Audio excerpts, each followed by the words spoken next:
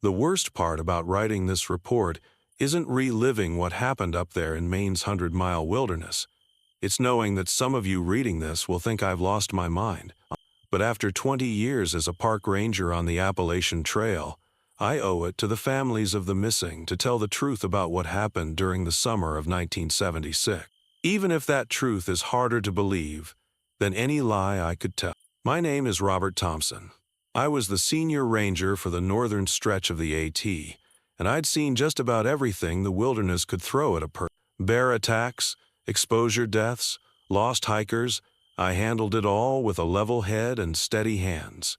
But nothing in my 2 decades of experience prepared me for what I found in those woods last summer. It started with the deer. In late May, just as the last patches of snow were melting off the highest peaks, I found the first carcass. It was strung up in an old pine tree, about 15 feet off the ground. At first, I assumed it was a bear cache, but something wasn't right. The deer had been stripped completely clean of meat, down to the bone. But there weren't any claw marks or torn flesh like you'd see with a predator kill. It was like someone, or something, had carefully carved away every scrap of muscle and tissue with surgical precision. I radioed it in and made a note in my log, but didn't think much more about it. Wildlife can be strange sometimes, and part of being a good ranger is knowing when to let nature take its course. But then I found another deer 2 days later, and another 3 days after that, always hung in the trees, always stripped clean, and always in locations that made no logical sense for any animal I knew of. The locals started talking. The old-timers at the general store in Monson would clam up whenever I asked about similar incidents in the past. The Native Americans from the Penobscot Reservation flat-out refused to enter certain areas of the wilderness, especially as summer wore on. I'd known many of them for years, and had never seen them spooked like this. It was Jerry Two Trees, an elder I'd worked with on several search and rescue operations, who finally pulled me aside one evening in early June. "You need to stay out of the high country, Bob," he said, his weathered face dead serious in the gathering darkness. "There are old spirits up there, winter spirits. They sleep most of the time, but sometimes they wake up hungry." I smiled and nodded, respecting his beliefs but not really taking them to heart. I'd heard plenty of legends over the years, about Bigfoot, about ghost lights, about all manner of supernatural creatures, but I dealt in facts, in evidence. In the physical world I could see and touch. That certainty started to crack the day I found the petroglyph. I was checking a remote section of trail near Cloud Pond when I spotted them. Crude drawings carved into a granite boulder. They looked ancient, but I knew this area like the back of my hand, and I'd never seen them before. The images showed stick figures fleeing from a tall, skeletal shape. Around the figures were what looked like warning symbols, though none I recognized from my archaeological training. But what really got to me was the ice. It was early July, with temperatures pushing 80 degrees, but there was frost coating the rock around the carving. When I touched it, the cold burned my fingers like dry ice.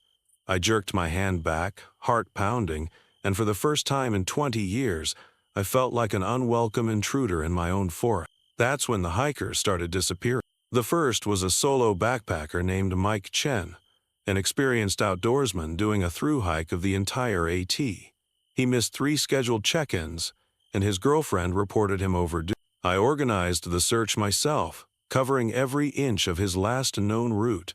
All we found was his backpack, propped neatly against a tree. The contents were untouched, food, water, supplies all present. But Mike was gone. A week later, it was a young couple from Vermont, then a retired schoolteacher from Ohio. Each disappearance followed the same pattern. No signs of struggle, equipment left behind, and always in different locations but within the same 10-mile radius of Cloud Pond. I started noticing other things too. Cold spots in the middle of summer days, so intense they would fog my glasses. The way the birds would go silent for hours at a time, like something was making them high. And the voices, distant calls that sounded like lost hikers, but never seemed to come from quite the same direction twice. I knew I was being watched. I could feel eyes on me whenever I patrolled alone, which was most of the time. The sensation would start as a prickle on the back of my neck, then spread until my whole body was rigid with that animal awareness of being stalked. But whenever I spun around, there was nothing there. Just shadows between the trees that seemed a little too dark, a little too deep. By August, I was sleeping with my rifle next to my bunk at the ranger station. I'd started digging into old records, looking for similar patterns of disappearances in the past. What I found chilled me more than any cold spot in the woods. Every few decades, like clockwork, hikers would vanish in the same area. The official reports listed them as probable bear attacks, or exposure deaths, or simply missing, presumed dead. But reading between the lines, I saw the same signs, the same pattern, the same unexplained elements that nobody wanted to talk about. I found reports from other rangers too, good men and women who had worked this stretch of trail before me. Their log entries started normal enough, but as they investigated similar disappearances, their writings became increasingly erratic. They described impossible things, shapes in the darkness, voices that couldn't be real, temperatures that defied the laws of physics. And then, inevitably, their reports would stop. New rangers would be assigned, and the cycle would begin again. I knew I should have called in state authorities, maybe even the FBI. But what would I tell them? That I was chasing a legendary winter spirit through the summer woods? That something was hunting humans in one of the most popular hiking trails in America? They'd have me removed from duty before I could finish the sentence. No, this was my responsibility. My forest.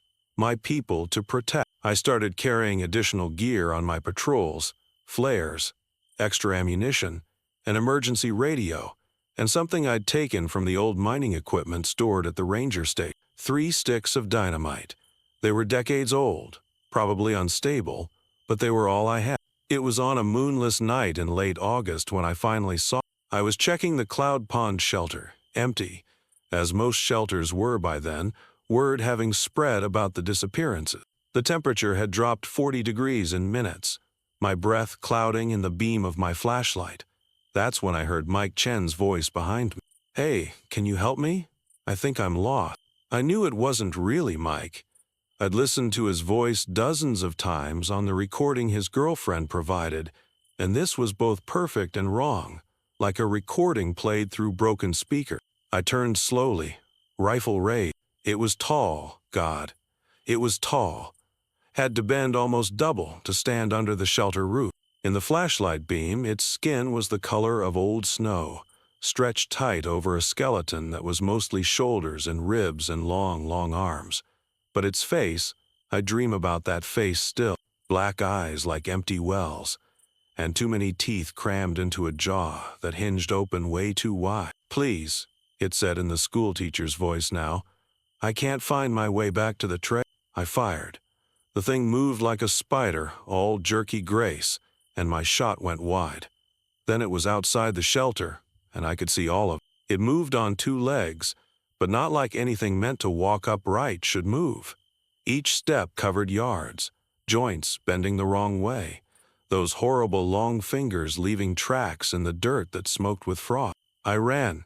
God help me, 20 years in these woods, and I ran like a rookie on his first bear encounter. I could hear it behind me, sometimes sounding like feet on leaves, sometimes like a woman crying, sometimes like nothing I'd ever heard before or since.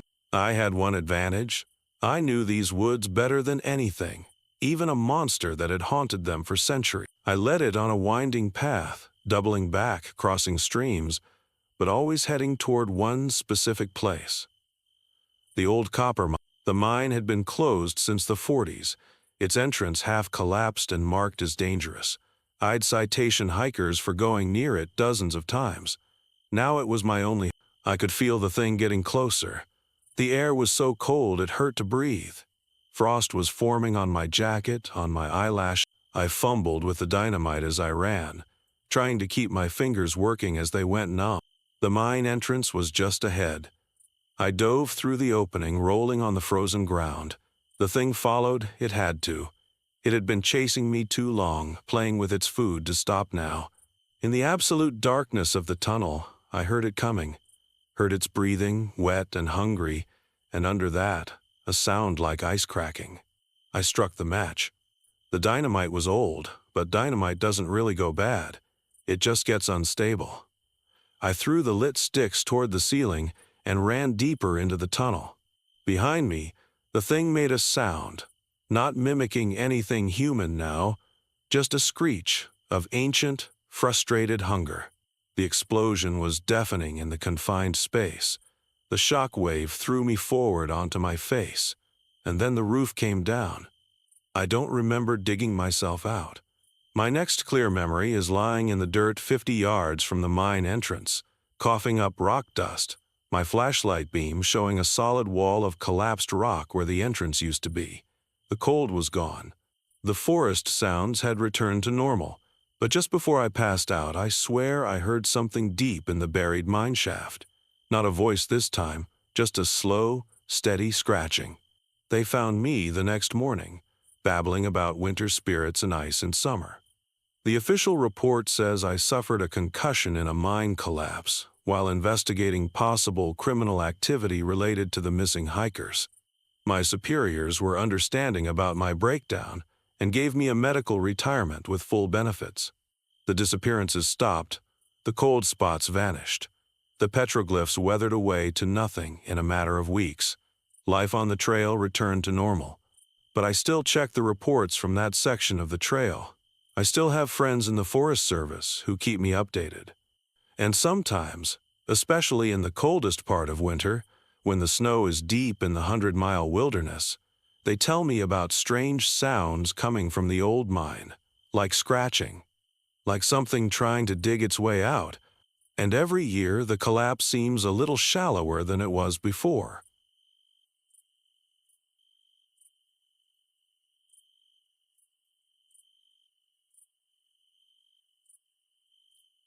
I never wanted to share this story. For years, I kept these events locked away, like so many other memories from my time as a ranger at Yosemite. But after seeing those recent news reports about disappearances near Glacier Point, I can't stay quiet anymore. People need to know what's out there. Back in '57, I was fresh out of Korea, still jumping at shadows and flinching at loud noises. The Park Service seemed like the perfect place to find some peace. Just me, the mountains, and enough space to let my mind heal. I'd served as a scout during the war, so tracking and patrolling came naturally. The other rangers joked that I could spot a squirrel from a mile away. If only they knew how those skills would end up saving my life. That winter was different. Anyone who'd spent time in Yosemite knew it. The cold came early and hit hard, driving most tourists away by late October. Snow piled up in drifts taller than a man, and the wind howled through the valleys like a wounded animal. At least, that's what we thought it was at first. I noticed the silence before anything else. December in Yosemite should have been full of life. Deer moving through the undergrowth, birds calling from the trees, the occasional coyote yipping in the distance. But that morning, as I started my patrol near Glacier Point, there was nothing. Just the crunch of my boots in the snow and my own breath fogging in the air. The tracks appeared around noon. I almost missed them, partially filled in by fresh powder, but something made me stop. They were huge, bigger than any bear print I'd ever seen, and eerily human-shaped. 5 toes, a broad heel, but nearly 18 inches long. And they were fresh, no more than an hour old. My training kicked in before my fear could take hold. I radioed back to base, keeping my voice steady as I reported the tracks. Probably just a bear walking funny in the deep snow, I said, more to convince myself than anyone else. Looking back, I wish I'd been right. Following protocol, I documented the prints and started tracking them. They led deeper into the woods, towards an area we rarely patrolled in winter. Every few hundred yards, I'd find something disturbing. Shreds of ranger uniforms caught in tree branches, pieces of broken radio equipment, torn backpacks. Each item was marked by the same deep claw marks, like something had deliberately destroyed them. The sun was setting when I heard it, a sound that still haunts my dreams. It started as a low rumble, like distant thunder. then rose into something between a wolf's howl and a man's scream. The noise echoed off the cliffs, making it impossible to tell where it came from. But one thing was certain. Whatever made that sound was big. I should have turned back. Every instinct from Korea screamed at me to retreat, regroup, return with backup. But there were 2 hikers reported missing in this area, and that sense of duty the war had drilled into me wouldn't let me abandon them. The old fire lookout tower appeared through the trees just as the snow started falling again. Its metal frame creaked in the wind, a lonely sentinel against the darkening sky. I'd barely started climbing the stairs when I saw it.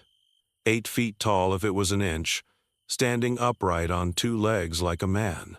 But this was no man. Thick, dark fur covered its massive frame, and its head was unmistakably canine, with a long snout full of gleaming teeth. But it was the eyes that froze me in place, amber-colored and intelligent, filled with a cold awareness that no animal should possess. It knew I was watching it. Worse, it wanted me to see it. The next few hours blur together in my memory. I remember scrambling up to the tower's cabin, barely getting the doors secured before the first impact shook the entire structure. I remember finding the 2 missing hikers huddled in a corner, too terrified to speak.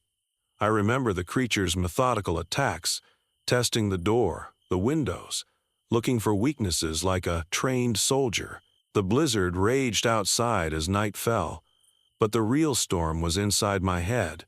Every trick I'd learned in Korea, every survival instinct, focused on one goal, keeping those hikers alive until dawn. I had my knife, some emergency flares, and a desperate plan. When it finally broke through, it was almost a relief. The door exploded inward in a shower of splinters and snow.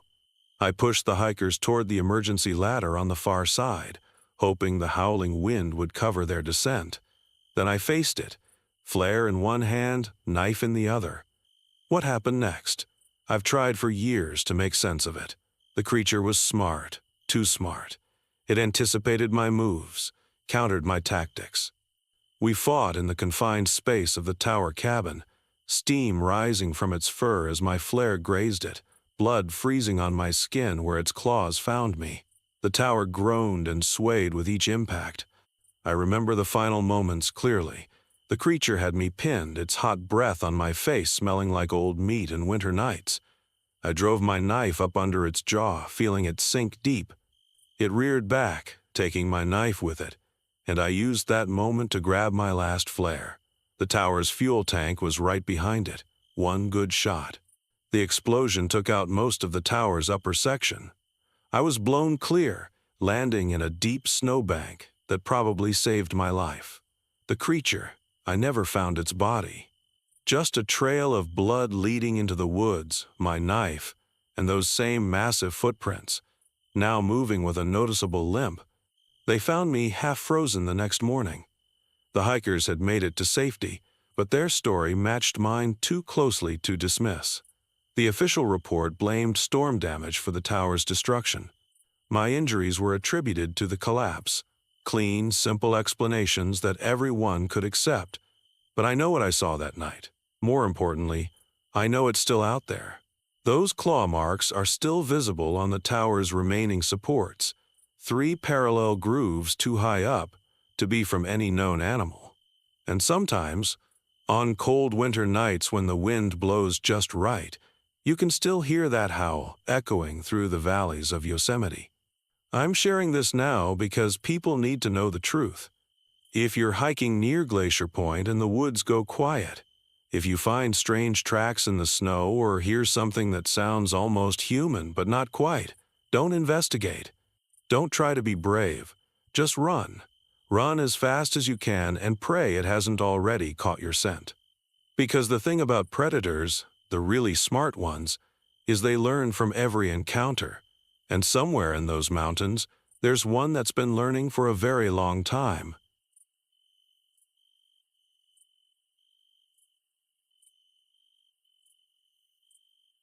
The worst part about writing this report isn't reliving what happened up there in Maine's 100-mile wilderness. It's knowing that some of you reading this will think I've lost my mind. But after 20 years as a park ranger on the Appalachian Trail, I owe it to the families of the missing to tell the truth about what happened during the summer of 1976. Even if that truth is harder to believe than any lie I could tell. My name is Robert Thompson. I was the senior ranger for the northern stretch of the AT, and I'd seen just about everything the wilderness could throw at a person. Bear attacks, exposure deaths, lost hikers. I handled it all with a level head and steady hands.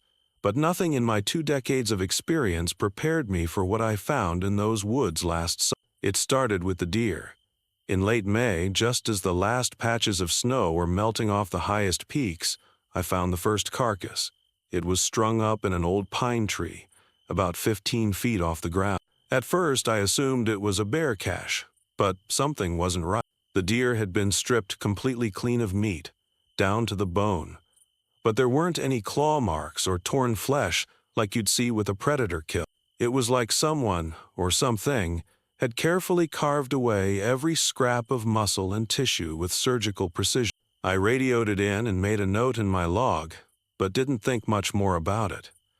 Wildlife can be strange sometimes, and part of being a good ranger is knowing when to let nature take its course. But then I found another deer 2 days later, and another 3 days after that, always hung in the trees, always stripped clean, and always in locations that made no logical sense for any animal I knew of. The locals started talking. The old-timers at the general store in Monson would clam up whenever I asked about similar incidents in the past. The Native Americans from the Penobscot Reservation flat-out refused to enter certain areas of the wilderness, especially as summer wore on. I'd known many of them for years, and had never seen them spooked like this. It was Jerry Two Trees, an elder I'd worked with on several search and rescue operations, who finally pulled me aside one evening in early June. "You need to stay out of the high country, Bob," he said, his weathered face dead serious in the gathering darkness. "There are old spirits up there, winter spirits. They sleep most of the time, but sometimes they wake up hungry." I smiled and nodded, respecting his beliefs but not really taking them to heart. I'd heard plenty of legends over the years, about Bigfoot, about ghost lights, about all manner of supernatural creatures, but I dealt in facts, in evidence. In the physical world I could see and touch. That certainty started to crack the day I found the petroglyph. I was checking a remote section of trail near Cloud Pond when I spotted them. Crude drawings carved into a granite boulder. They looked ancient, but I knew this area like the back of my hand, and I'd never seen them before.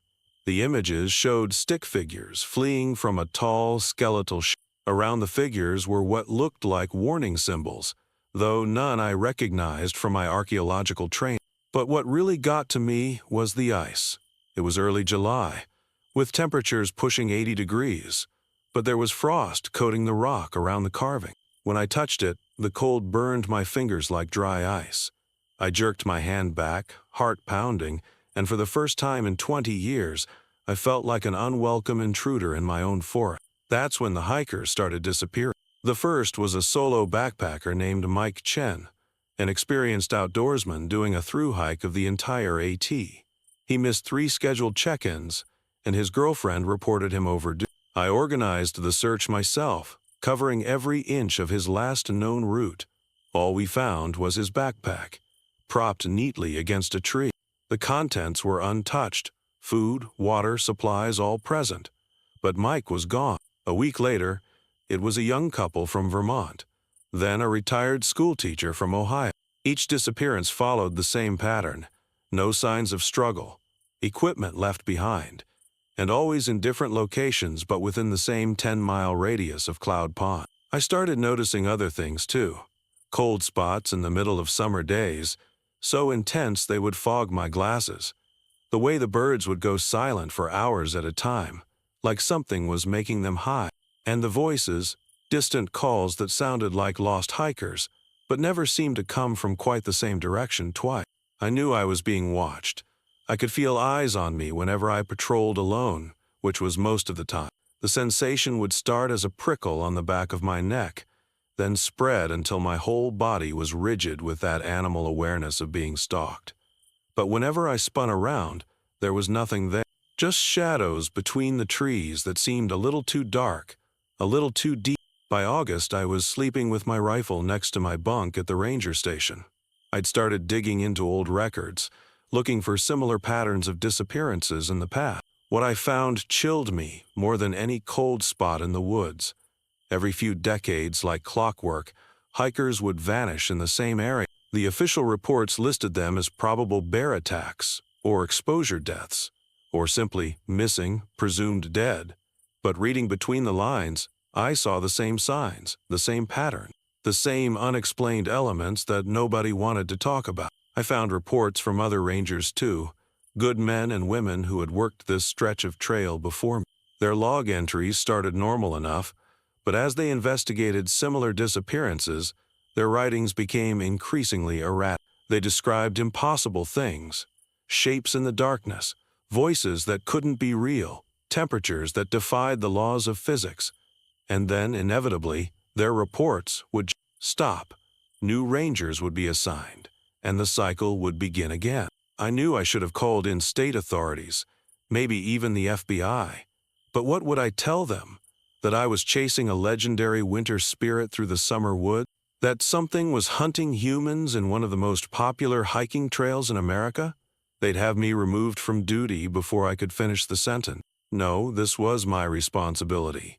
My forest, my people to protect. I started carrying additional gear on my patrols, flares, extra ammunition, an emergency radio, and something I'd taken from the old mining equipment stored at the ranger station. 3 sticks of dynamite. They were decades old, probably unstable, but they were all I had. It was on a moonless night in late August when I finally saw. I was checking the Cloud Pond shelter, empty, as most shelters were by then, word having spread about the disappearances. The temperature had dropped 40 degrees in minutes, my breath clouding in the beam of my flashlight. That's when I heard Mike Chen's voice behind me.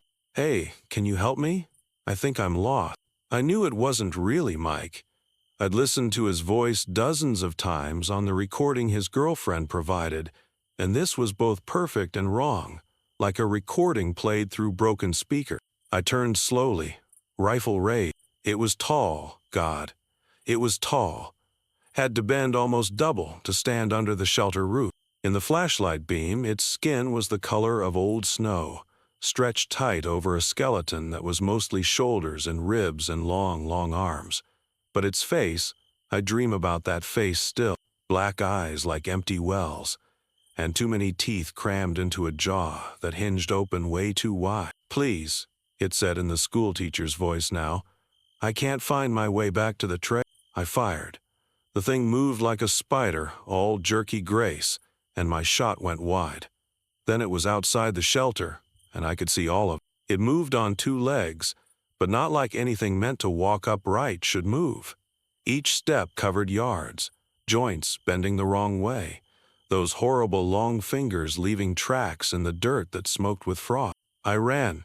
God help me, 20 years in these woods, and I ran like a rookie on his first bear encounter. I could hear it behind me, sometimes sounding like feet on leaves, sometimes like a woman crying, sometimes like nothing I'd ever heard before or since. I had one advantage. I knew these woods better than anything, even a monster that had haunted them for centuries. I led it on a winding path, doubling back, crossing streams, but always heading toward one specific place. The old copper mine. The mine had been closed since the 40s, its entrance half collapsed and marked as dangerous. I'd citation hikers for going near it dozens of times. Now it was my only. I could feel the thing getting closer. The air was so cold it hurt to breathe. Frost was forming on my jacket, on my eyelash. I fumbled with the dynamite as I ran, trying to keep my fingers working as they went numb.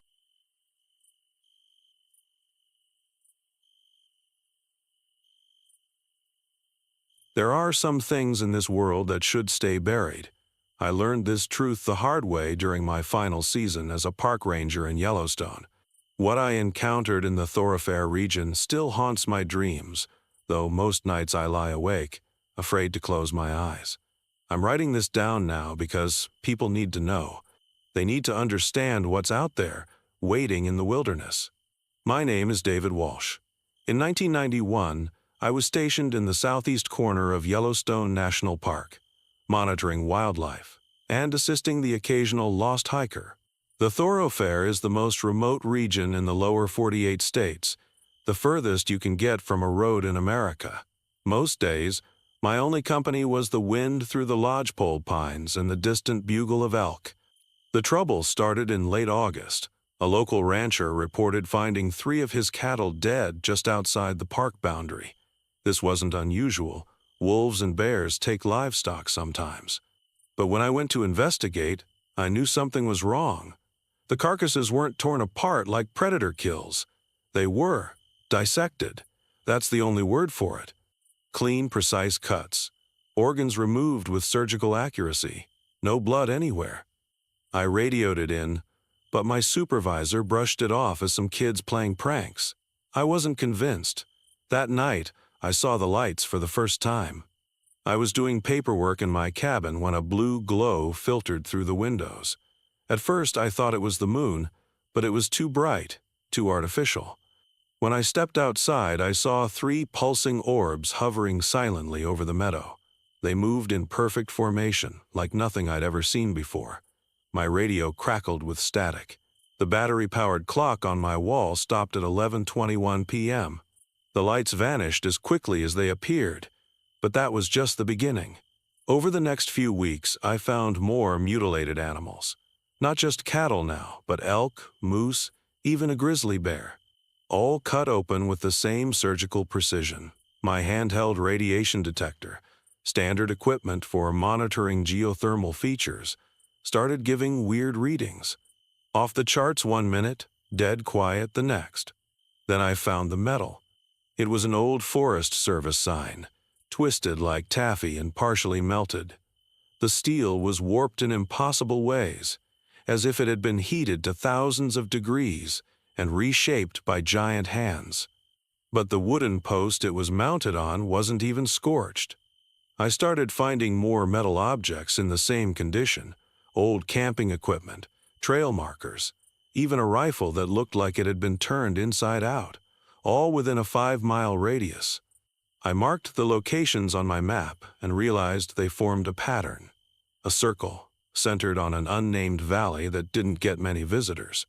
I knew I should wait for backup, but something drove me to investigate.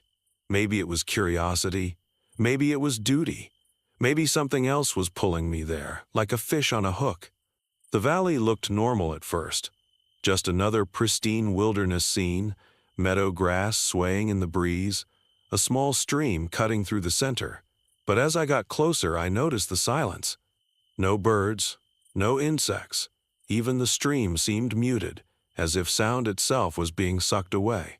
The entrance was hidden behind a rock fall that looked a little too perfectly arranged. A dark opening, about 7 feet high, leading down into the earth. The walls were smooth, almost glassy, like rock that had been melted and reformed. My flashlight beam disappeared into the darkness ahead. I should have turned back. Every instinct screamed at me to run. Instead, I went deeper. The tunnel descended at a gentle angle, curving slightly to the left. The air got colder with each step. My flashlight illuminated strange markings on the walls. Not petroglyphs or graffiti, but precise geometric patterns that seemed to shift when I wasn't looking directly at them. After about 50 yards, the tunnel opened into a chamber that made me question everything I thought I knew about reality. The walls were covered in what looked like technology, but like nothing I'd ever seen. Curved panels of unknown metal with pulsing lights underneath. Columns of translucent material that seemed to contain swirling liquid. And in the center, a raised platform covered in more of those shifting geometric patterns. That's where I saw it. It was crouched over something on the platform, its back to me. Even hunched over, it had to be 7 feet tall. Scales covered its body, not like a snake's, but metallic, almost mechanical. Its head was elongated, with multiple eyes wrapped around like a crown. When it turned to face me, I saw what it was working on.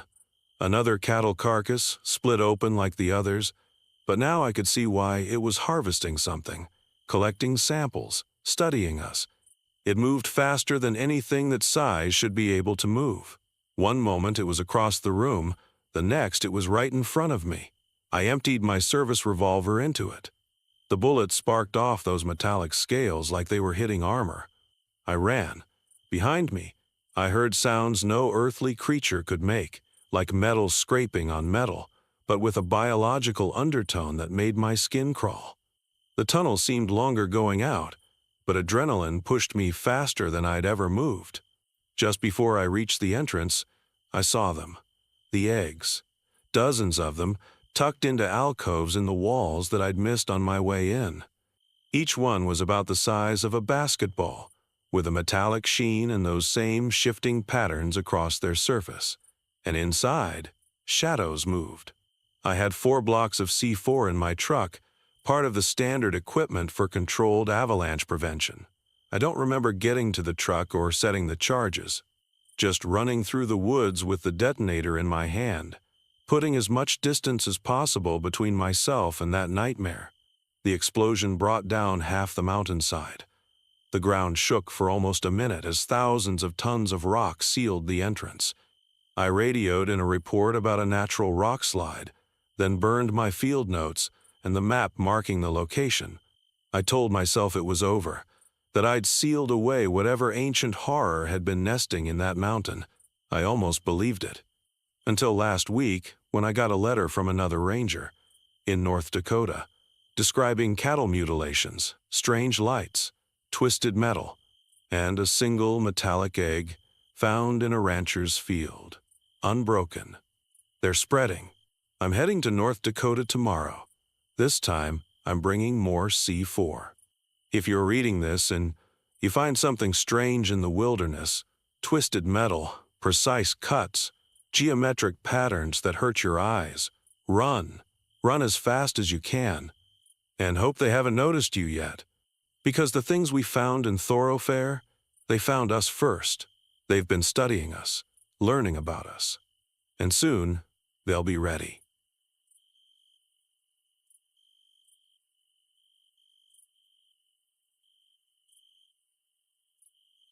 I never wanted to write this down. Some things are better left buried in memory, locked away where they can't hurt anyone else. But after what happened last month at Mount Washington, I know I have to share what I witnessed in 1962. Maybe then someone will believe the surviving kids from that school group. Maybe then people will finally understand what really happened to Frank Morrison. I was a junior ranger that summer, fresh out of training and eager to prove myself. Frank took me under his wing right away. He'd served as head ranger at White Mountain National Forest for 15 years by then, knew every trail and cliff face like the back of his hand. The other rangers used to joke that Frank could navigate the entire park blindfolded. The mountains have their own personality, he'd tell me during our patrols. You just have to learn how to read their moods. I noticed early on how his eyes would constantly scan the skies, checking the clouds like he was looking for something. I figured it was just leftover habit from his Air Force days. Frank had been a pilot in Korea, and some habits die hard. It wasn't until later that I understood what he was really watching for. The trouble started in early June. A local farmer reported 3 sheep missing from his pasture up near the park boundary. Nothing too unusual there. We'd deal with the occasional bear or coyote getting bold. But something about this was different. No blood, no tracks, nothing dragged through the underbrush. It was like the sheep had just vanished into thin air. 2 weeks later, another farm lost 5 goats the same way. Then a third farm lost a whole pen of chickens. The animals would be there in the evening, gone without a trace by morning. Frank started spending more time up in that sector, hiking the ridgelines with his binoculars. He'd come back looking troubled, muttering about shadows and wingspans. I remember the first time I saw one of the nests. Frank and I were checking reports of strange noises up near Eagle Cliff. As we rounded a bend in the trail, Frank suddenly grabbed my arm and pulled me back. "Look up there," he whispered, pointing to a rocky outcropping about 200 feet up the cliff face. "Tell me what you see." At first, I didn't see anything unusual, just the typical gray stone and sparse vegetation. Then my eyes adjusted, and I noticed it, an enormous mass of branches and debris wedged into a natural hollow in the rock. It had to be at least 15 feet across. That's not an eagle's nest, I stammered. It's way too big. Frank just nodded grimly. Found 3 more like it last week, all in completely inaccessible spots. And look at this. He pulled something from his pack, a feather, unlike anything I'd ever seen. It was nearly 2 feet long, with an iridescent black sheen that seemed to shift colors in the sunlight. The shaft was as thick as my thumb. Lab boys can't identify it, Frank said quietly. Say the genetic structure doesn't match any known species. That was just the beginning. Over the next few weeks, hikers started reporting strange experiences. They'd be walking along a trail when suddenly the day would go dark, as if a cloud had passed over the sun. But when they looked up, they'd see nothing but clear blue sky.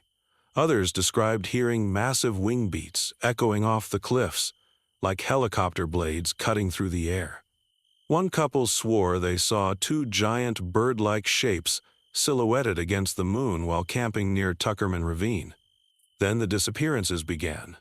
The first was a solo hiker, an experienced outdoorsman who'd been coming to White Mountain for decades.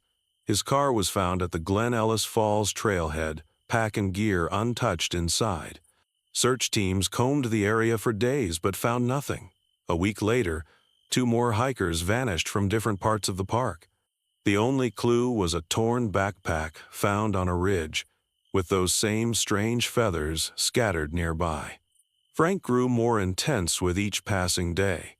He started carrying a high-powered rifle on patrols, against regulations, and installed powerful floodlights around the ranger station. I'd catch him studying old Air Force tactical manuals late into the night, making notes about attack patterns and defensive formations. They hunt in pairs, he told me one evening, spreading out a map covered in red X's marking the disappearances. One to flush out the prey, the other to make the kill. Classic pincer movement. These aren't just animals acting on instinct. They're thinking, planning.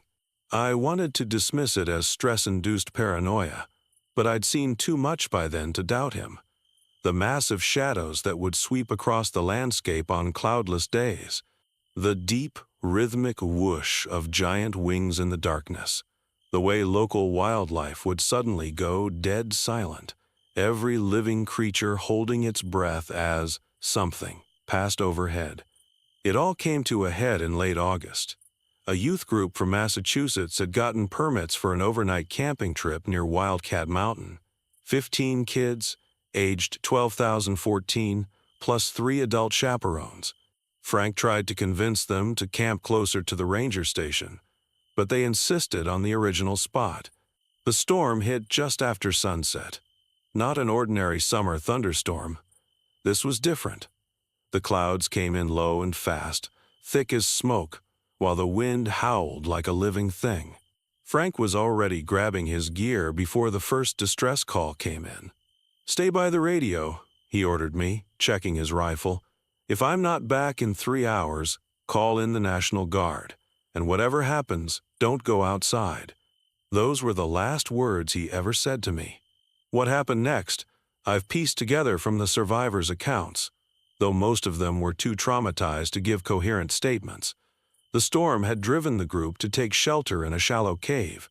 That's when they heard it, a sound like massive leather sails snapping in the wind, followed by an otherworldly shriek that cut through the thunder. The children's stories diverge here, fractured by terror and darkness. Some say they saw enormous winged shapes diving through the rain. Others described glowing eyes the size of dinner plates, peering into the cave. All agree on one thing. Frank Morrison arrived just as the creatures were trying to snatch one of the kids. He got off several shots, the muzzle flashes briefly illuminating something that shouldn't exist, something with a wingspan wider than a small plane, covered in midnight black feathers that shed water like oil, ancient eyes glowing with predatory intelligence, claws that could tear through steel. Frank managed to draw them away from the cave, using himself as bait. The last anyone saw of him, he was running toward the cliff edge, firing his rifle into the air. Then there was another bone-chilling shriek, a scream cut brutally short, and silence. They found his body 2 days later, impaled on a jagged rock spire half a mile from the cave. The official report listed it as a climbing accident.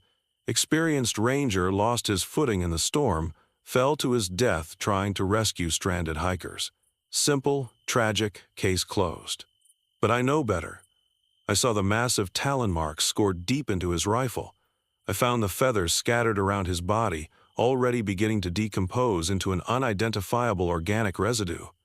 And I heard the rangers who found him whispering about the look of terror frozen on his face, the face of a man who had seen something his mind couldn't process. The attacks stopped after that night. The creatures, whatever they were, seemed to vanish as mysteriously as they had appeared. The giant nests were found empty, already crumbling back into the cliffs. Within a few months, it was like it had never happened. But I know they're still out there, somewhere. Sometimes on dark nights when the wind howls down from the mountains, I swear I can hear the beating of massive wings. And I think about Frank Morrison, the man who sacrificed everything to protect those kids, taking the truth of what he saw to his grave. I've kept this story to myself for over 60 years. But last month, when they found those 3 hikers dead on Mount Washington, bodies torn apart, massive feathers scattered around them, I knew it was time to break my silence. They're back, and this time, we need to be ready.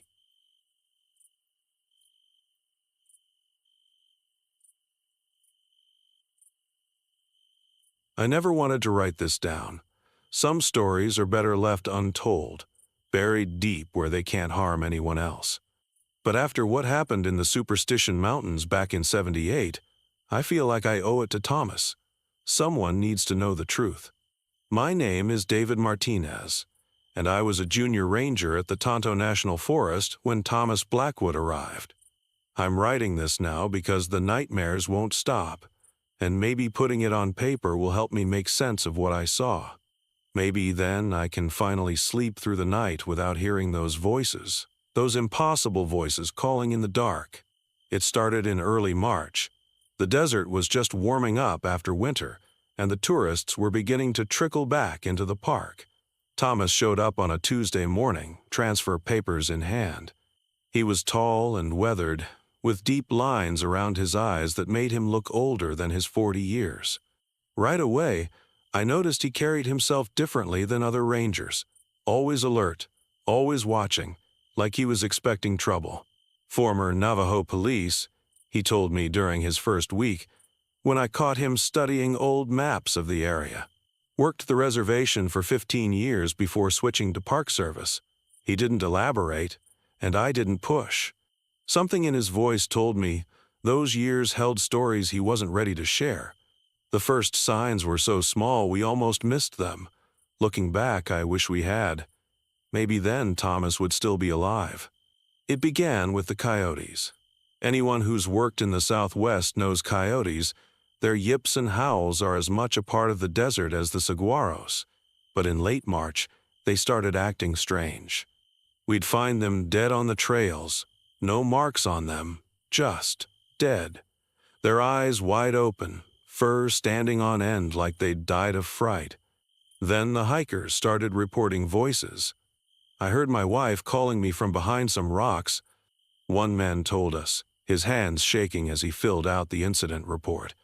But she was right next to me the whole time. The voice, it sounded exactly like her. Similar reports started coming in every few days. People hearing familiar voices calling them off the marked trails. Children's laughter echoing from empty canyons. Names whispered in the dark that shouldn't have been known. Thomas took each report seriously. Too seriously, I thought at first. He'd spend hours interviewing witnesses, marking locations on his maps, comparing notes. One evening, I found him in the ranger station after hours, surrounded by old books and papers. "Have you ever heard of a skinwalker, David?" he asked without looking up. "Sure," Everyone around here knows the stories. Navajo witch that can turn into animals, right? He shook his head slowly. That's the tourist version. The truth is much worse. He finally looked up at me, and I saw real fear in his eyes. They don't just turn into animals. They can wear people's faces, steal their voices, and they're drawn to places of power, sacred places. I laughed nervously. Come on, Thomas. You don't really believe. I've seen one before, he cut me off. Back on the reservation. That's why I transferred here. There were signs, similar to what we're seeing now. That's when he showed me the trail camera footage. We had dozens of cameras set up throughout the park to monitor wildlife movement. Most captured nothing unusual: deer, coyotes, the occasional mountain lion. But there was one video from a remote camera near Apache Leap that made my blood run cold. It started normal enough, just darkness and desert brush in the infrared light. Then something moved into frame. At first, it looked like a coyote, but its movements were wrong. Too jerky, too deliberate. As it reached the center of the frame, it stopped and looked directly at the camera. Then it stood up. I don't mean it stood up on its hind legs like a trained dog. I mean it stood up, its body elongating and twisting in ways that shouldn't be possible. The video quality was poor, but you could see its shape changing, reforming, until something that looked almost human stood there. Almost, but not quite. The proportions were wrong, and its face. I still see that face in my nightmares. The figure reached toward the camera, and the video cut to static. That camera was found torn apart the next morning, Thomas said quietly. And look at the timestamp, 3:33 a.m., the devil's hour. There's more, he continued, spreading out his maps. Every incident, every strange report, they all cluster around these areas. He pointed to several marked locations, ancient places, sacred sites. The old ones knew about them. Look. He showed me photographs of cave paintings he'd discovered deep in the mountains. They showed human figures transforming into animals, and darker things, shapes that hurt my eyes to look at. And they all pointed to one central location, a box canyon deep in the most remote part of the range. Something's drawing it here, Thomas said. Something old, and it's getting bolder. He was right. Over the next few weeks, the incidents escalated. We found more dead animals. Not just coyotes now, but deer and mountain lions too. Hikers reported seeing impossible things. Animals walking on two legs, shadows that moved against the sun, faces in the rocks that weren't there when you looked again. Then people started going missing. They were always found, but something was wrong with them afterward. They couldn't remember what happened, couldn't explain where they'd been. They had strange marks on their skin, not wounds exactly, but patterns, like tattoos that faded after a few days. And their eyes. There was something different about their eyes. Thomas became obsessed with finding the creature.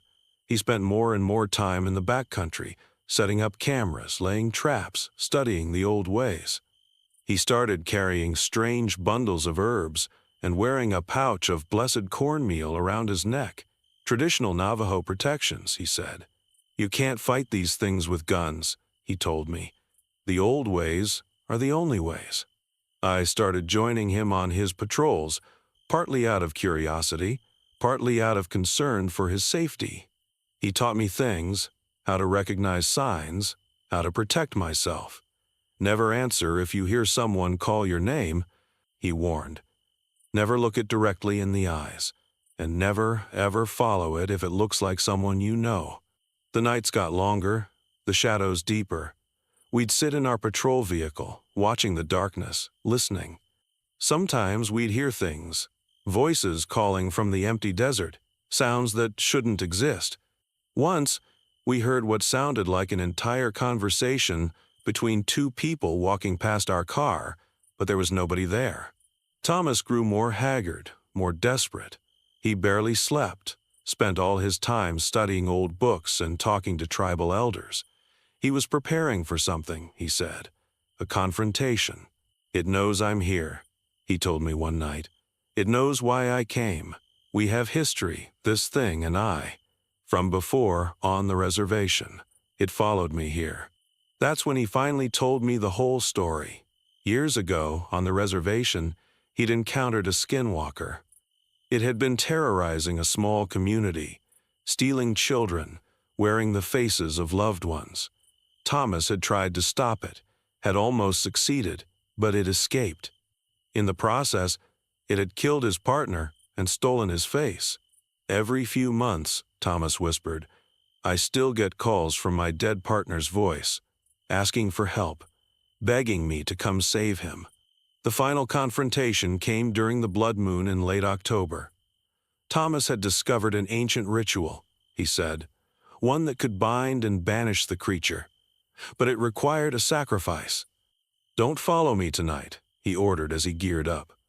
No matter what you hear, no matter what you see, stay at the station. Of course, I didn't listen. I followed him into the mountains that night, keeping my distance. The moon hung huge and red in the sky, casting everything in a bloody glow. Thomas headed straight for the box canyon he'd marked on his maps, moving with purpose. The air got colder as we went deeper into the canyon, even though it was a warm night. Then the voices started, whispers at first, then louder. I heard my mother calling me, my father, my sister. Thomas must have heard voices too, but he kept walking. The canyon walls seemed to close in, the shadows moving in impossible ways. I saw shapes in the darkness, things that looked like people but moved wrong, animals that weren't quite animals. Everything smelled like copper and sage. Then I heard Thomas's voice behind me. David, help me, it's got me. But I could still see Thomas ahead of me, still walking. The voice called again, closer now, more desperate. I closed my eyes and pressed on. When I reached the end of the canyon, I saw Thomas standing in a circle of strange symbols he'd drawn on the ground. He was chanting something in Navajo, holding up a leather pouch. The air itself seemed to vibrate with power. That's when I saw it. It came out of the shadows like smoke taking shape. First it looked like a coyote, then a man, then something in between. Its face kept shifting, showing people I knew, people who were dead, people who couldn't possibly be there.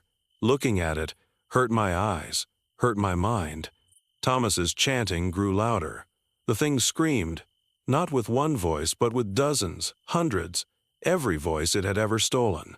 It rushed at Thomas, but couldn't cross the circle. The air crackled with energy. Thomas's chanting reached a crescendo, and he threw something from the pouch at the creature. There was a flash of red light, brighter than the moon, brighter than the sun. When my vision cleared, the thing was gone, but so was Thomas, or at least the Thomas I knew. The man I found lying in the circle looked like he'd aged 50 years in an instant.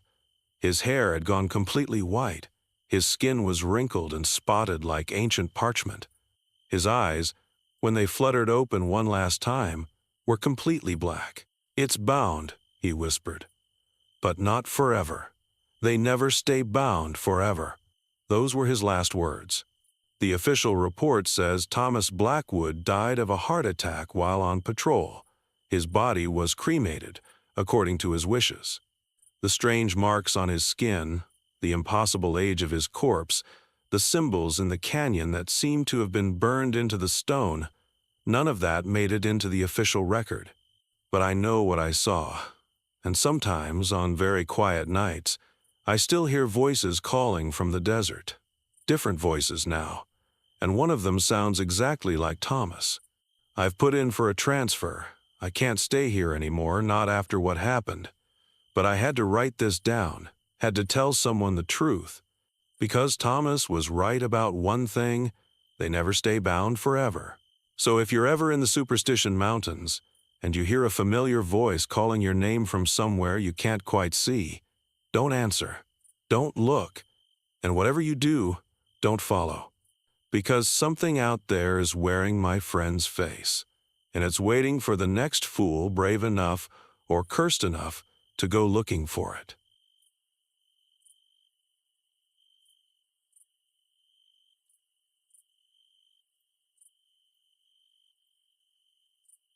I never wanted to write this down. Some things are better left buried in memory, like the countless bodies that river has claimed. But after what happened last summer, I feel I owe it to my fellow rangers, and to Marcus, to share the truth about the Tombigbee. My name is David Chen. I worked as a park ranger in Tombigbee National Forest for 12 years, and Marcus Howard was my supervisor and mentor for most of that time. What I'm about to tell you happened in the summer of 1985, though the signs started appearing months before that. It began with the fish, or rather, the lack of them. February that year, we started getting complaints from local fishermen about empty catches. These weren't amateur weekend warriors. These were men who'd been fishing these waters for generations. Men who could read the river like you read a newspaper. At first, we thought it might be pollution, or maybe some disease affecting the fish population. Marcus ordered water quality tests, but everything came back normal. Then the whirlpools started appearing. I remember the first time Marcus pointed one out to me. We were doing our morning patrol in the boat, checking on some camping sites along the river.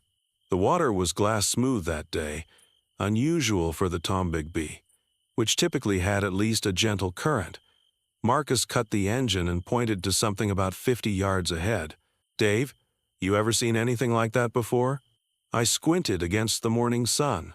At first, I didn't see what he was talking about. Then I noticed it, a perfect circular depression in the water's surface, maybe 6 feet across. The water was spinning, but not in the chaotic way you'd expect from a natural whirlpool. This was different, methodical, almost mechanical in its precision. "Could be underwater springs," I suggested, but even as I said it, I knew that wasn't right. The Tombigbee didn't have any underwater springs in this section. Marcus shook his head. "Springs don't move." "Move?" He pointed again, and I saw what he meant. The whirlpool was slowly traveling upstream, against the current. We watched it for nearly 10 minutes as it made its way up the river, finally disappearing around a bend. That was when Marcus first mentioned the stories. He'd been talking to some of the local Choctaw elders about the river's history. They told him about something their people called the underwater panther Mishipeshu in some traditions, a powerful spirit that controlled the waters and demanded respect. The elders said their ancestors had specifically warned against building permanent structures too close to certain sections of the river. I laughed it off at the time. Marcus didn't. The reports kept coming in over the next few months. More whirlpools, strange lights under the water at night. One fisherman swore he saw something huge moving beneath his boat, something that made his depth finder go crazy before it stopped working altogether. The local papers ran stories about the Tombigbee Triangle, comparing it to Bermuda. Tourism actually went up for a while, with monster hunters and paranormal investigators showing up with their cameras and equipment. Marcus took it all seriously, too seriously looking back. He started spending his off hours researching local history, Native American legends, anything he could find about the river. He set up motion-triggered cameras along certain sections of the shoreline, kept detailed logs of every unusual incident. I thought he was getting obsessed. Then came the night of June 15th. I was working the late shift at the ranger station when the call came in. Marcus's voice crackled over the radio, tight with an urgency I'd never heard from him before. "Dave, get everyone down to Section 7. Now, bring rescue gear." Section 7 was a remote stretch of river about 20 minutes from the station. By the time I arrived with 2 other rangers, the sky had clouded over and a strange fog was rolling off the water. The air felt wrong, heavy and electric, like just before a massive storm. We found Marcus's truck parked near the shoreline, but no sign of him. His flashlight was on the ground, still working, pointing toward the water. The river was wrong. The surface was churning, but not from wind or current. It looked like something massive was moving underneath, creating patterns that shouldn't have been possible. Then we saw the lights. They started as a dim glow beneath the surface, getting brighter until the whole river seemed to be lit from below. The water began to rise, not like a normal flood, but in distinct columns, like giant fingers pushing up through the surface. The other rangers started backing away, but I was frozen, watching as something emerged from the center of the river. I've spent countless hours since then trying to find the right words to describe what I saw. The closest I can come is this. Imagine a cat the size of a house, but with scales instead of fur. Its eyes glowed like underwater spotlights, and its teeth. God, its teeth were like rows of boat propellers. But the worst part was its intelligence. When it looked at me, I knew it was thinking, planning. This wasn't some animal acting on instinct. This was something ancient and calculating. Marcus was there, standing at the water's edge. He had his hands raised, like he was trying to calm a spooked horse. He was speaking, but I couldn't hear the words over the roar of the water. The creature, the Mishape Shul, lowered its massive head until it was level with Marcus. For a moment, just a moment, I thought maybe. The water exploded. Not just at the river, but everywhere, every puddle, every bit of moisture in the soil, even the water bottles in our rescue gear. The force knocked us all back.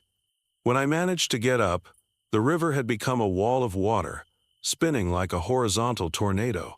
Marcus was gone. The creature was gone. The water barrier held for maybe 30 seconds, then collapsed back into the riverbed with a sound like thunder. We searched for 3 days, found Marcus's badge, some scraps of his uniform, but never his body. The river level had changed permanently in that section, deeper in some places, shallower in others, like the riverbed itself had been reshaped. The official report says Marcus Howard died in a flash flood while investigating unusual water patterns in the Tombigbee River. His death was ruled an accident, and the case was closed. The strange incident stopped after that night. The fish came back. The whirlpools disappeared. Everything went back to normal. But sometimes, on quiet nights when I'm patrolling near Section 7, I cut the boat engine and just listen. And sometimes, not often, but sometimes, I hear something moving beneath the surface. Something big, something intelligent. And I remember what Marcus told me the day before he disappeared. The river doesn't take, it trades, and it always collects what it's owed. I submitted my transfer papers last week. I'm taking a position in the mountains, as far from large bodies of water as I can get. But I worry it won't be far enough. Because lately I've started noticing something when I wash my hands or take a shower, just for a split second. In the corner of my eye, I could swear I see lights moving beneath the surface of the water. And they're getting brighter.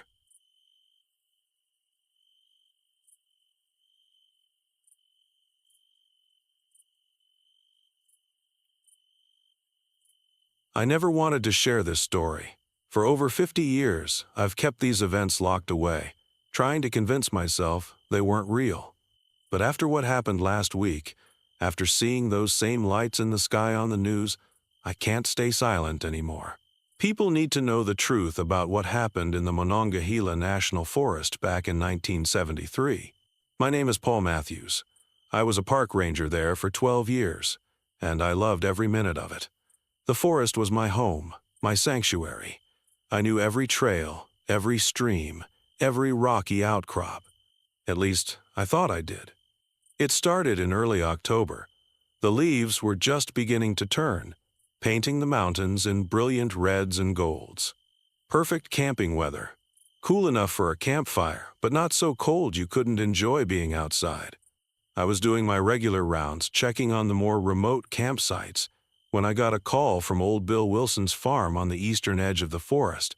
"Paul?" Bill's voice crackled through my radio. Something was wrong. I'd known Bill for years, and I'd never heard him sound scared before. "You need to come out here." Found another one. It was the third cattle mutilation that month. Like the others, there was no blood, no signs of struggle, just precise, almost surgical cuts. The cow lay in the middle of the field, its eyes wide open and clouded over. The grass around it was flattened in a perfect circle, like something heavy had landed there. "Seen anything strange lately, Bill?" I asked. though I already knew the answer. Everyone had been seeing things. Lights in the sky, moving in ways that helicopters couldn't. Strange sounds in the night that made their dogs howl. Bill just pointed to the tree line.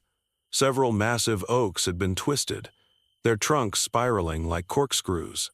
The branches were broken at impossible angles, as if something huge had pushed through them. Something that didn't care about the laws of nature. "My radio's been acting up too," Bill said quietly. "TV's nothing but static. Even my truck won't start right sometimes." I nodded, trying to look more confident than I felt. "I'll increase patrols in this area. Probably just some kids messing around."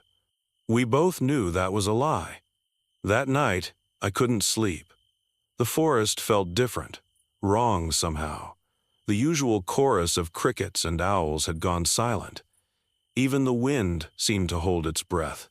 Around midnight, I heard it, a low, metallic hum, like a transformer about to blow. But this sound moved, drifting through the trees like a ghost. I grabbed my flashlight and rifle standard equipment for dealing with aggressive wildlife and headed out. The moon was full, casting long shadows through the branches. The air felt thick, electric, like just before a thunderstorm. The humming got louder as I approached a small clearing. My flashlight started flickering, then died completely. Even the stars seemed dimmer somehow. That's when I saw the depression in the ground. A perfect circle, about 20 feet across. The earth compressed as if something incredibly heavy had rested there. And it was still warm. I knelt down to touch the soil, and that's when everything went sideways. A green light, brighter than anything I'd ever seen, erupted from the tree line. My skin started tingling, then burning. The air filled with a smell like burning metal and ozone. Through the light, I saw it. The thing we'd later call the Flatwoods Monster. It had to be at least 10 feet tall, with a dark, pointed hood or head shaped like a spade. Where its face should have been, there was only a red glow. It didn't walk, it glided, hovering a few inches above the ground. I raised my rifle, more from instinct than any real hope it would help. The creature turned toward me, and I felt something. Not thoughts exactly, but impressions. Images of stars I'd never seen, of worlds that couldn't exist. My nose started bleeding. The thing raised what might have been an arm, and green mist began pouring from it. Wherever the mist touched, plants withered and turned black. A few drops hit my hand, and the pain was immediate, like being stabbed with hot needles. I ran. I'm not ashamed to admit it. Anyone would have run. But they followed me, yes. There were more of them. I could see their lights through the trees, hear that horrible humming getting closer. I found myself at the old fire tower. My radio was dead. My truck wouldn't start, and I could see them surrounding me. 3 of them now, gliding between the trees like dark angels. The green mist was everywhere. In desperation, I did the only thing I could think of.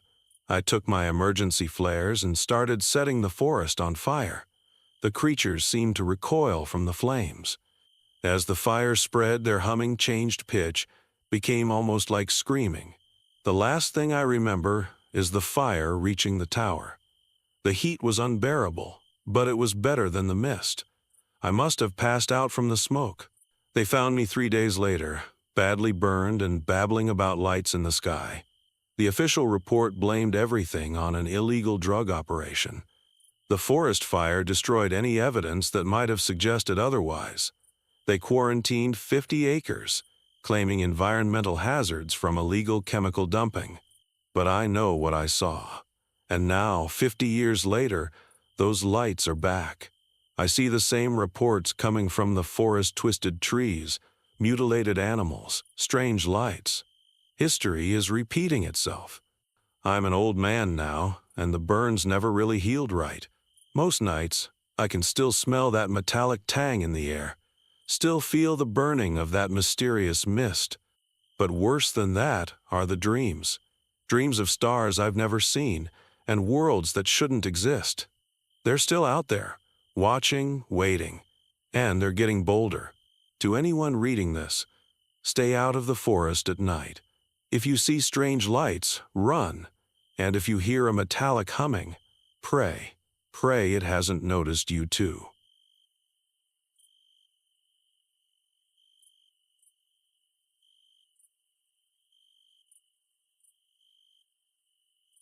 I never wanted to write this down. Some things are better left buried in the darkness where they belong. But after what happened last month in Death Valley, that tour group of college students who vanished without a trace, I can't stay silent anymore. People need to know the truth about what lurks beneath those sun-scorched canyons. Maybe then they'll stop going to certain places they were never meant to find. My name is Daniel Reynolds. In 1995, I was a park ranger at Death Valley National Park. What I discovered there in those twisted maze-like canyons changed everything I thought I knew about our world. Even now, almost 30 years later, I still wake up in cold sweats when I hear certain sounds, the scraping of stone on stone, the hollow echo of dripping water in dark places, the skittering of something moving where nothing should be able to move. I tell myself it was all a dream sometimes, that the heat and isolation played tricks on my mind. But then I look down at the scars on my hands, feel the ache in my rebuilt knee, and remember, it was all terrifyingly real. It started in March of that year. Spring is usually our busy season, when the temperatures are bearable enough to draw tourists from around the world. But that spring was different. The first sign something was wrong came during my regular patrol of the Marble Canyon area. I'd made that same drive hundreds of times before, watching the sunrise paint the limestone cliffs in shades of amber and rose. But that morning, something caught my eye that made me slam on the brakes of my patrol vehicle. There, jutting from the canyon wall, was a formation I'd never seen before. 3 jagged spires of dark rock that seemed to twist upward like grasping fingers. I radioed back to headquarters. "Hey, Jim, has there been any rockfall reported in Marble Canyon recently?" The radio crackled. "Negative. All quiet on that front. Why do you ask?" I stared at the formation. "There's some new rock structures out here I don't recognize. Pretty distinctive, too. No way I would have missed these before. Probably just never noticed them," Jim replied. "You know how the light plays tricks out there sometimes." I wanted to believe him, but in my gut, I knew something wasn't right. I'd been working these canyons for over a decade. I knew every crack, every shadow, every handhold. These spires were new, and they weren't the only changes I started noticing. Over the next few weeks, I documented more unexplained formations appearing throughout the canyon system. Dark stone protrusions that seemed to emerge overnight, their surfaces oddly smooth, almost polished. They always appeared in groups of 3, like fingers reaching up from deep below the earth. Then the tremors started. At first they were subtle, just slight vibrations you could feel through your boots if you stood still enough. But they grew stronger and stranger.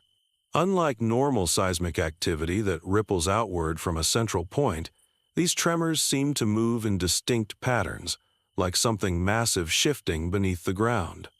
The geological survey team said their instruments weren't picking up anything unusual, but I knew what I felt, and I wasn't the only one. "The ground's alive," one of the local Timbisha Shoshone elders told me when I asked about the tremors. "The old stories say there are things down there, older than mankind. Things that can swim through stone like fish through water. The ancestors left warnings about them in the rocks." He directed me to a remote petroglyph site I'd never seen before. The ancient rock art there made my blood run cold. Crude figures carved into the stone showed long, segmented creatures emerging from the ground, surrounding groups of people. In some panels, the people were being dragged down into dark crevices. What disturbed me most was how the artist had carved the creatures' heads, 3 distinctive protrusions, exactly like the mysterious rock formations I'd been finding. That's when I started digging into the park's historical records. What I found kept me up at night. Over the past century, there had been dozens of unexplained disappearances in Death Valley. Hikers, tourists, even experienced guides, all vanishing without a trace.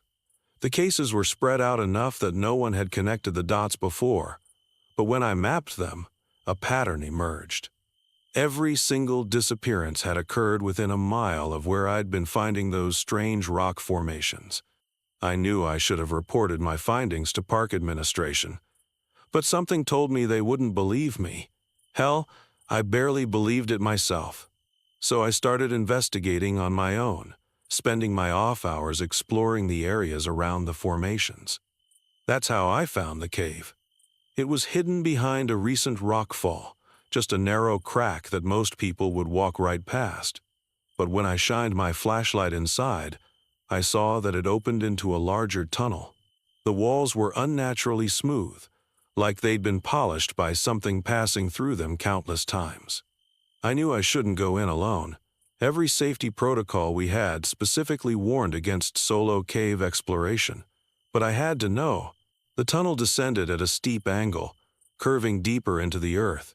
The air grew colder with each step, heavy with an unfamiliar mineral smell.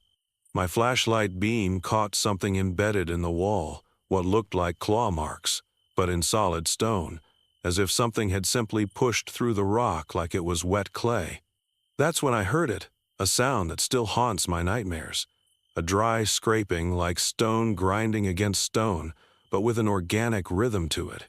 And it was getting closer. I killed my flashlight immediately, pressing myself against the tunnel wall. In the absolute darkness, my other senses heightened. I could feel minute vibrations through the stone against my back. Whatever was making that sound was big, and there was more than one of them. Then I saw them. Even in the pitch black, they seemed to emit a faint phosphorescence, 3 segmented creatures, each as long as a bus, moving through the tunnel walls as easily as eels through water. Their bodies were covered in what looked like living stone, shifting and flowing as they moved. Each had a head crowned with 3 sharp protrusions, exactly like the formations I'd been finding. I didn't breathe. I didn't move. I watched in terror as they emerged fully into the tunnel, their segments rippling as they tasted the air. They had no eyes that I could see, but I knew somehow they were hunting, searching. One of them passed so close I could have reached out and touched it. The air temperature dropped dramatically, and I felt a deep vibration in my chest, like standing next to a massive speaker playing a frequency too low to hear. They were communicating. That's when I realized all the tremors, the seismic activity, it had been them all along. They used vibrations to coordinate, to hunt, to navigate, like a hive mind spanning the entire underground network. I must have shifted slightly, a tiny pebble rolling under my boot. The sound, barely audible to my ears, sent all 3 creatures into a frenzy. They whirled toward me with impossible speed, their stone-like bodies flowing like liquid mercury. I ran. I've never run so fast in my life, scrambling back up the tunnel as the scraping sounds pursued me. I could feel their vibrations through my feet, getting closer, closer. The tunnel walls themselves seemed to be reaching for me, the rock becoming fluid wherever the creatures touched it. I had one advantage: I was smaller, more agile. While they could move through stone, they were massive, and the tunnel slowed them down. I made it to the surface just as a stone tendril grabbed my leg, pulling me back. The pain was excruciating, like being burned and crushed at the same time. I had one chance. I always carried dynamite in my patrol kit for controlled demolitions, standard procedure for dealing with dangerous rockfall. With trembling hands, I lit the fuse and threw it as hard as I could into the tunnel. The explosion was deafening in the enclosed space. The tunnel entrance collapsed, and I heard alien shrieks of fury from deep below as tons of rock sealed the opening. My leg was mangled, but I was alive. I dragged myself back to my vehicle and radioed for help. When they found me, I was delirious from blood loss and shock. I told them everything, but, of course, they didn't believe me. They blamed my injuries on a normal cave-in, and after multiple surgeries to reconstruct my knee, I was quietly transferred to another park. I tried to warn them. I filed reports, sent letters, made phone calls, but no one would listen. They sealed off that section of the canyon, attributing it to unstable geological conditions. Maybe that's for the best, but I know they're still down there. The missing persons reports have slowed, but they haven't stopped. Every few years, someone else vanishes in Death Valley, leaving no trace except perhaps a new three-pronged rock formation marking their grave. Last month's disappearance was different, though. An entire tour group gone without a trace, and the seismic monitors are showing increased activity in the area, activity that moves in distinct patterns. I'm going back. God help me. I have to try to stop it. I've spent years studying their movements, their patterns. I think I know where their main nest is. I've got enough explosives to collapse the entire system. If you're reading this, it means I didn't make it back. Maybe I sealed them in forever. Maybe they got me. But at least now you know the truth about what lurks beneath Death Valley. About the things that swim through solid stone, hunting in the deepest darkness. If you're planning a trip to Death Valley, stick to the marked trails. And if you're hiking in the canyons and feel the ground trembling beneath your feet, run. Run as fast as you can. Don't look back. Don't stop. And whatever you do, never ever go into the caves. A final note was found attached to this document, dated 1 month ago. I'm leaving tomorrow at dawn. The tremors are getting stronger. I can feel them even here, hundreds of miles away, calling me back. This time, I'm going to finish what I started. This time, I'm bringing enough explosives to collapse their entire underground network. If I don't make it back, at least I tried. And maybe, just maybe, I'll take some of them with me. Daniel Reynolds, March 15, 2024. Park Service note. Daniel Reynolds was reported missing in Death Valley National Park on March 16, 2024. Search and rescue operations were suspended after 3 days due to dangerous geological instability in the search area. The cave system where he was last seen has been mysteriously flooded with water of unknown origin. His body was never found.